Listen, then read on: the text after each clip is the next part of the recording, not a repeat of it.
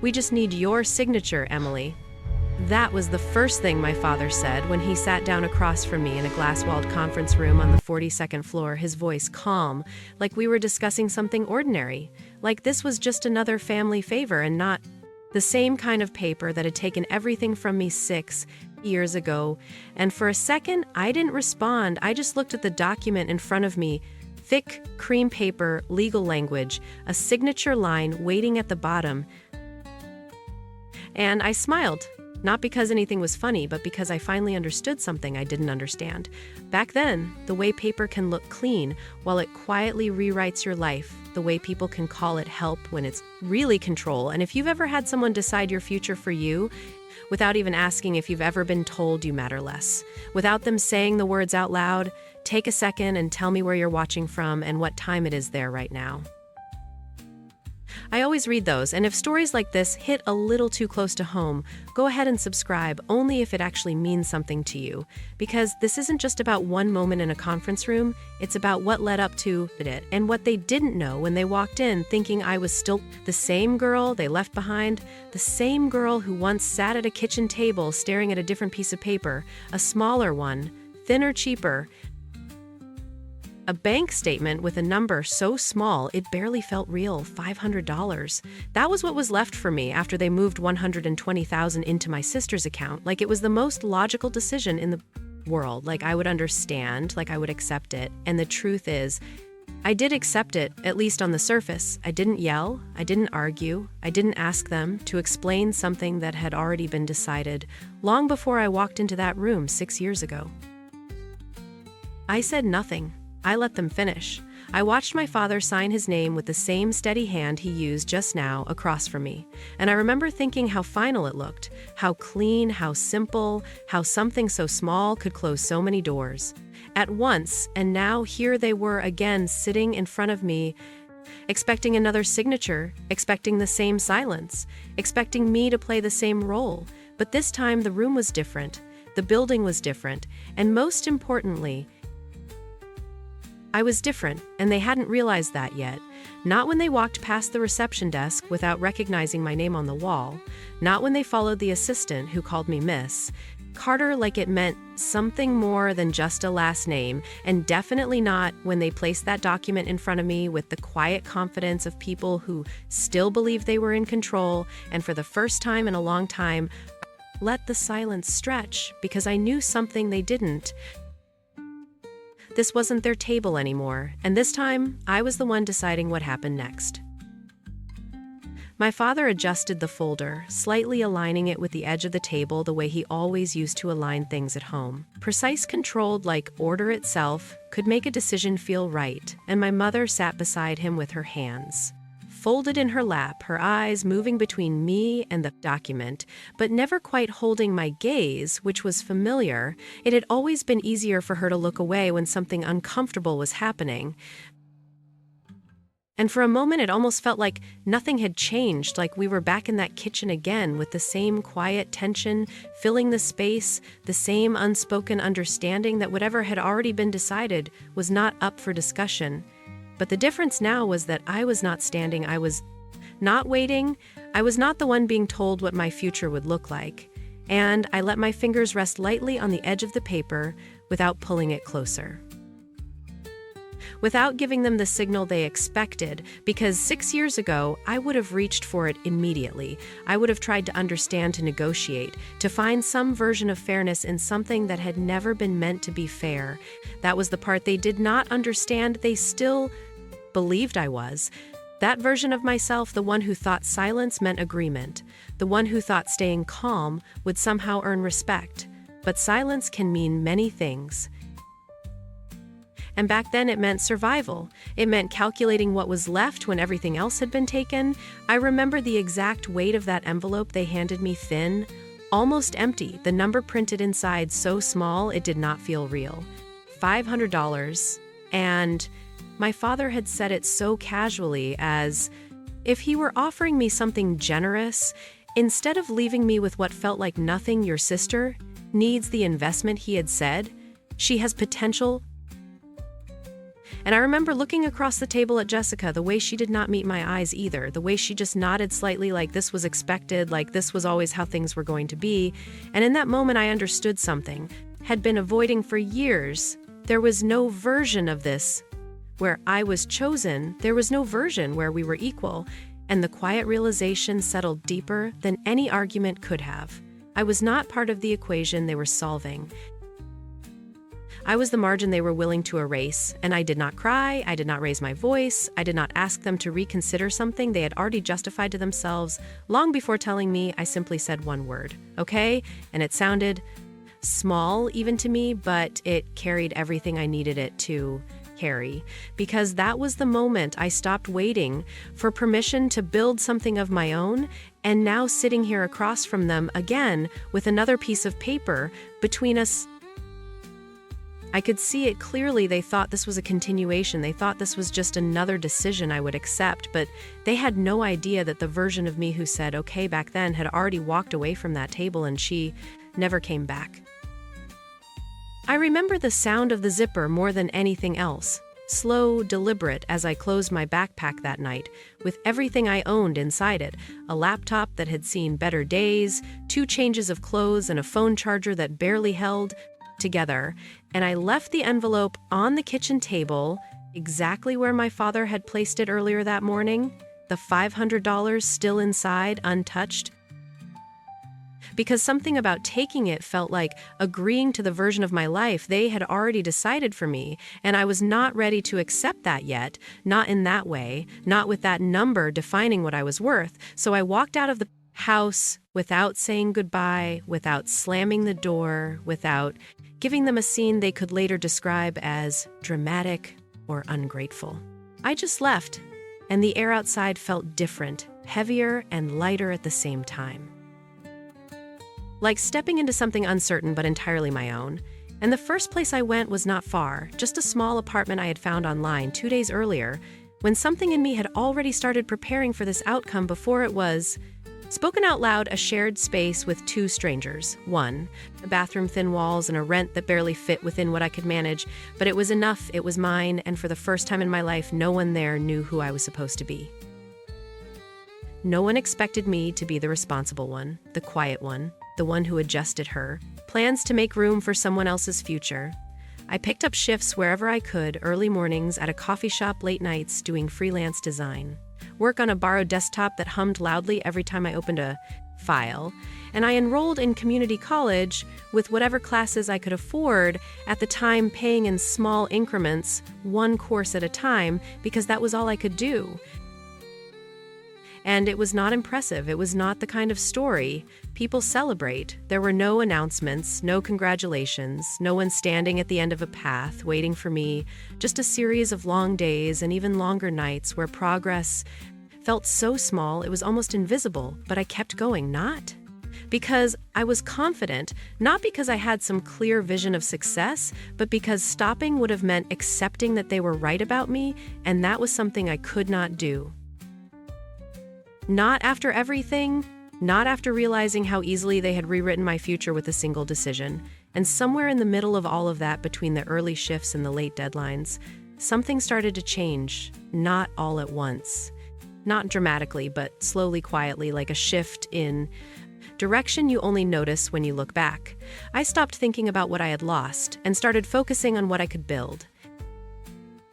I stopped waiting for validation from people who had already decided I did not deserve it, and I started paying attention to the small things that were entirely mine.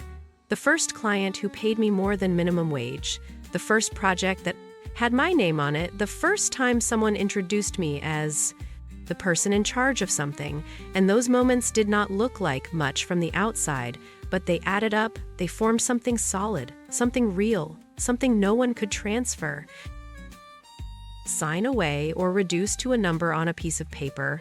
And by the time 6 years had passed, I was no longer trying to recover what had been taken from me. I had built something they had never even considered, something they did not see coming. And sitting across from them now, watching my father wait for me to pick up the pen, I realized that this was the first time the decision actually belonged to me. I let my hand rest on the table instead of reaching for the pen, and the silence stretched just long enough for my father to shift slightly in his chair, the same subtle movement he used to make when something was not going according to plan. And for the first time, I noticed it clearly, not something intimidating, but as something predictable, something almost small. And my mother finally spoke, her voice soft but measured. "Emily, this is just temporary. We would not be here if it was not important." And I almost smiled again, because that word important had always been selective in our family. It had always applied to Jessica's opportunities, Jessica's needs, Jessica's future, never mine.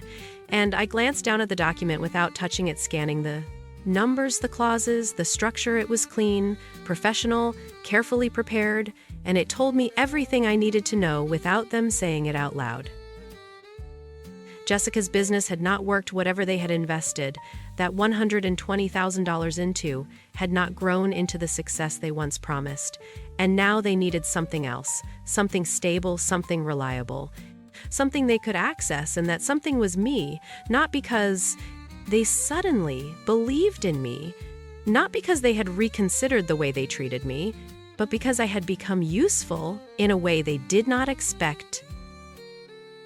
And that realization did not hurt the way it might have years ago. It felt clear, almost clinical, like reading a contract and understanding exactly where the leverage is. My father cleared his throat slightly. "Emily, we just need you to guarantee the line of credit. It is standard. Your name carries weight now and there." It was said plainly, not as an apology, not as a request built on respect, but as a continuation of the same pattern. They saw what I had built, but they did not see me. They saw an asset, a solution, a way to fix something they had already chosen once before. And I leaned back in my chair just enough to break the forward pressure of the moment, and for a second, I let my eyes move past them through the glass. Walls of the conference room to the office beyond, where people were working, moving, trusting decisions that I made every day. People who knew me not as someone's daughter or someone's backup plan, but as the person responsible for what happened next. And that contrast settled quietly in my chest, because 6 years ago I had nothing they valued, and now I had everything they needed, and still the way they spoke had not changed. My mother added quickly, "We would not ask if there was another option," and I nodded once, slowly, not in agreement, but in understanding, because that was the truth. They had run out of options, and when people run out of options, they come back to the places they once dismissed. And I finally reached for the document.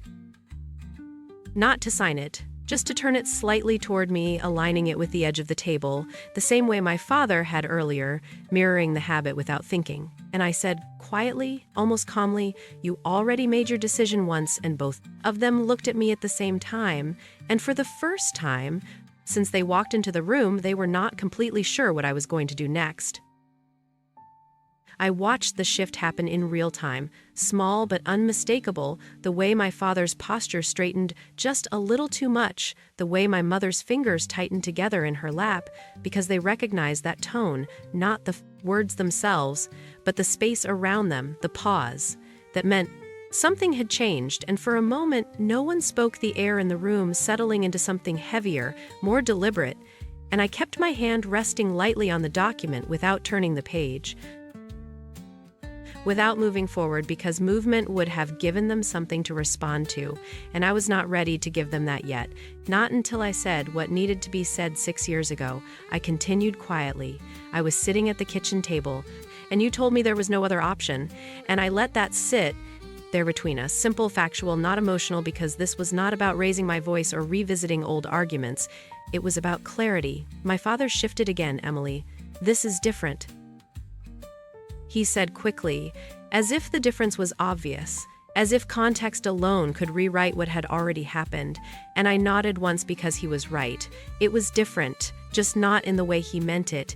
"Is different," I said, because now I am the one being asked, and that word "asked" seemed to land harder than anything else I had said, because it exposed something they had not acknowledged, the fact that this time they needed my agreement, my approval, my signature.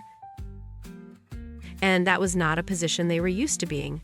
My mother leaned forward slightly, her voice softer, now more careful. We know things were not handled perfectly back then, but we are family.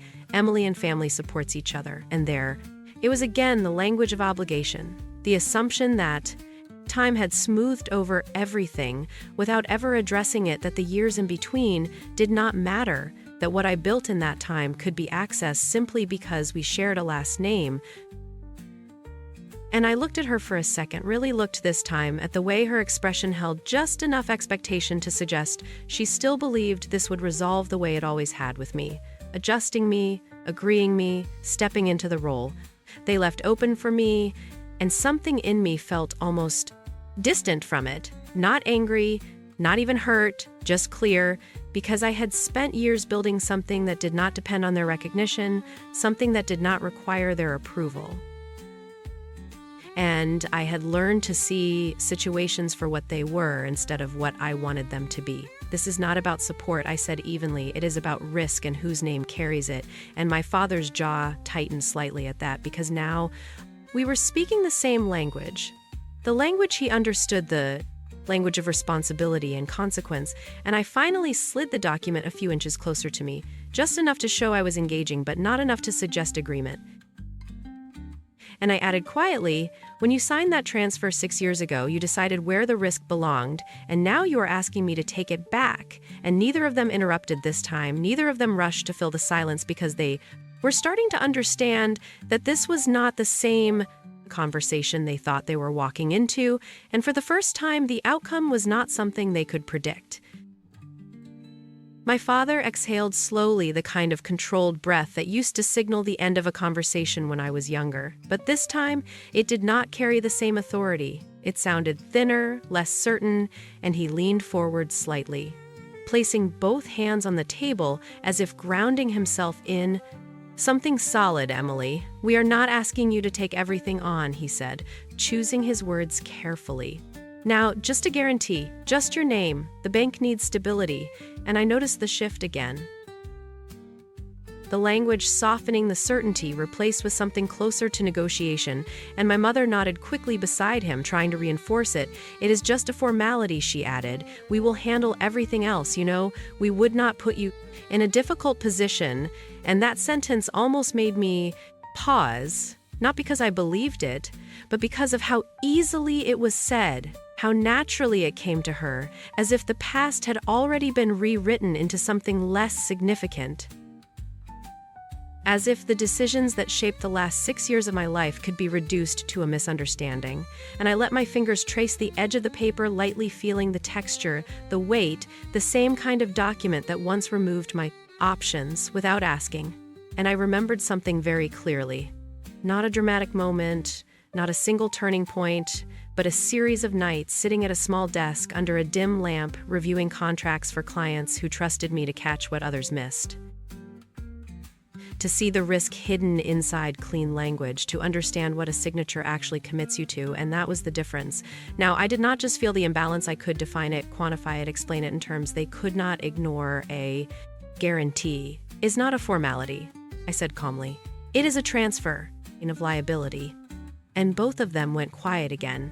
Because now the conversation had moved into territory they understood but did not expect me to control. My father's eyes narrowed slightly, not in anger but in calculation, as if he was reassessing the situation in real time, and I could almost see the shift happening the moment he realized that I was no longer reacting emotionally. I was analyzing the same way he had taught himself to approach decisions, the same way he had approached mine years ago. This is temporary, he repeated more firmly.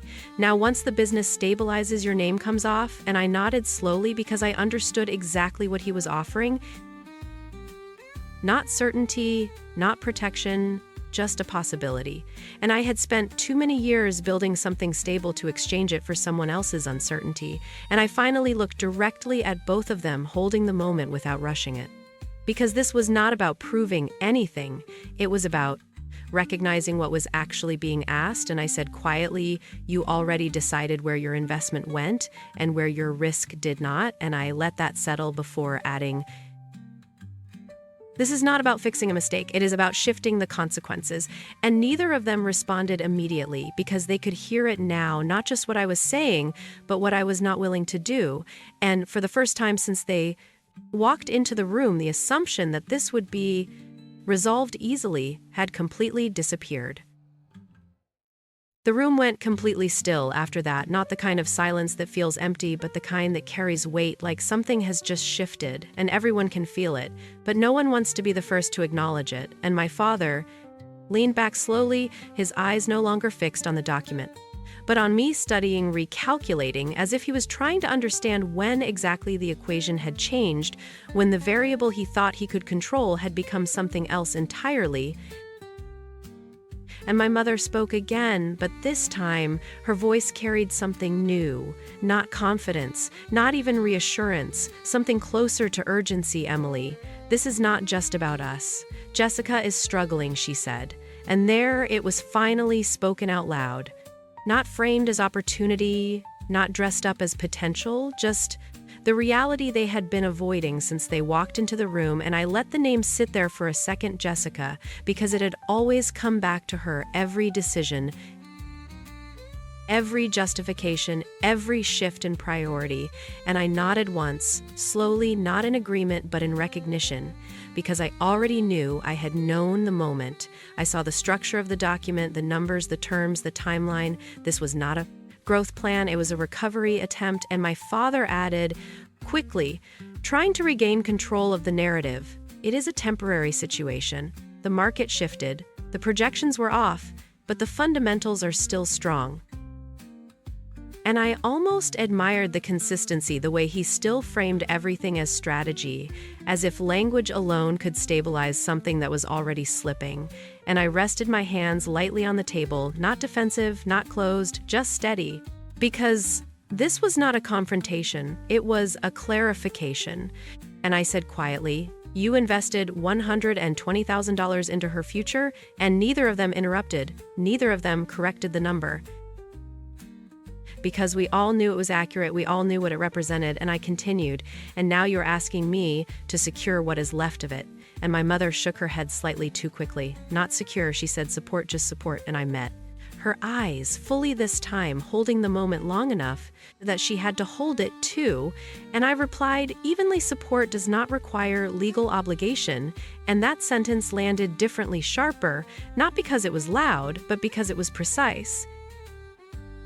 And my father's expression changed again, the calculation giving way to something closer to frustration, not outward, not visible in the way most people would show it, but there in the tightening of his jaw, the slight narrowing of his eyes, because this was no longer a conversation he could steer back into familiar territory, and I could feel it clearly now, the shift in balance, the way the expectation had dissolved and been replaced with uncertainty, because they had come here believing this would be simple, believing I would recognize the word family and respond the way I always had, but they had not accounted for time, for distance, for everything that had been built without them. And I glanced once more at the document before sliding it gently back toward the center of the table, not rejecting it, yet not completely, just removing myself from the position they had placed me in. And I said quietly, almost calmly, "You already made the decision about who you were willing to risk."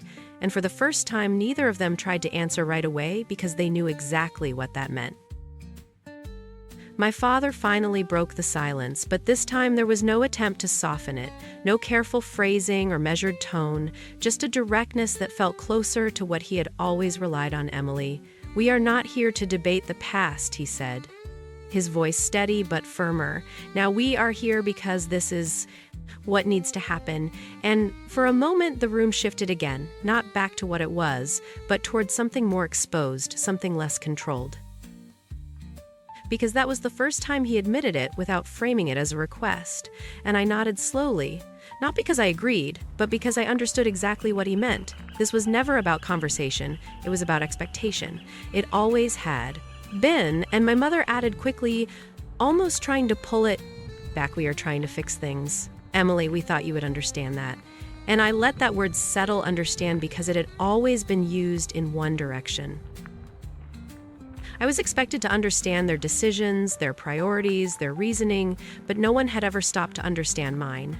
And I leaned back slightly in my chair, letting the distance between us become more visible, more intentional, and I said quietly, "I do understand." And both of them looked at me, immediately, as if that was the answer they had been waiting for, as if the conversation was about to resolve itself the way they expected, but I continued before either of them could speak. "I understand that 6 years ago you made a decision based on what you believed had the most potential, and I understand that now you are facing the outcome of that decision."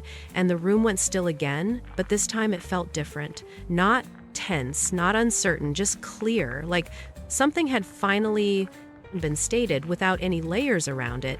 And my father's expression shifted slightly, not defensive, not apologetic, just aware. And I added very evenly, "What I do not understand is why you think the solution to that outcome belongs to me." And that was the moment everything changed. Not dramatically, not loudly, but in the way both of them stopped trying to redirect the conversation, stopped trying to reshape it into something more comfortable, because there was no version of this that could be reframed anymore. And my mother's voice came softer this time, almost careful, "Because you are in a position to help," she said. And I held her gaze for a second before answering, and that is exactly the point. I replied calm, steady, controlled. "I am in a position, something I built, something I earned, something that did not come from the decision you made back then." And I let the silence sit again, not as pressure, but as space. Space for them to hear it fully. And I finally reached for the document one more time, lifting it just slightly before placing it back down in front of them. Not aggressively, not dismissively, just deliberately. And I said quietly, "You are not asking me to help you, are asking me to absorb the risk of a choice I was never part of." And neither of them responded immediately because they knew that was true. And for the first time since they walked into the room, there was no argument left to make. Only the reality of what they were asking and what I was no longer willing to give. I held their gaze for a moment longer, just long enough for the weight of what I had said to fully settle in the room. And then I reached for the document, one last time, lifting it carefully before placing it back in front of my father. Abruptly, not with anger, just with finality, the kind that does not need to be explained twice. And I said quietly, "I am not signing this." And the words did not echo. They did not need to. They landed exactly where they were meant, to clean, controlled, irreversible. And for a second, no one moved. My father's eyes stayed on the paper, as if something might change, if he looked at it long enough, as if there was still a version of this conversation where the outcome shifted back in his favor. But nothing moved, nothing changed. And my mother finally spoke. Her voice softer than before, but edged with something else. Now, something closer to disbelief, "Emily. After everything, you are just going to walk away." And I almost smiled again. Not because it was amusing, but because of how familiar that framing was, the way it repositioned the situation, as if I were the one leaving something behind, as if I were the one refusing to uphold an obligation that had never been mine to begin with. And I shook my head slightly, not in disagreement, but in correction. I already walked away. I said calmly 6 years ago, and this time they did not interrupt, they did not try to reshape it, because they could hear the difference. Now, not just in what I was saying, but in how I was saying it. There was no hesitation left, no uncertainty, just clarity. And I stood up slowly, not as a gesture of power, but because the conversation had reached its natural end. And as I moved around the table, I caught a glimpse of their reflections in the glass wall behind them, smaller somehow, not in status, but in certainty. And I added, almost as an afterthought, but not really, "You chose where your investment went. And I chose what to build without it." And for the first time, my father looked up at me fully, not as someone he expected to direct, but as someone he could no longer predict. And I paused just long enough to let the final piece settle. "And now, you are asking me to carry something that was never mine, and I will not do that." And there was no anger in it, no raised voice, just a boundary stated clearly, the kind that does not invite negotiation. And I stepped toward the door. The quiet hum of the office outside, becoming more present with every step. And just before I reached the handle, I turned slightly, not to continue the conversation, but to close it properly. And I said, "You already made your decision," and I kept mine. And then I walked out, leaving the document exactly where it belonged on their side of the table. And if you have ever been in a situation where you were expected to carry something that was never yours to begin with, comment 1. If you have seen this kind of story happen to someone else, comment 2. And if you know you would never want to be in a position like this, comment 3 or share your own thoughts, because sometimes the hardest part is not walking away. It is realizing you were never meant to stay.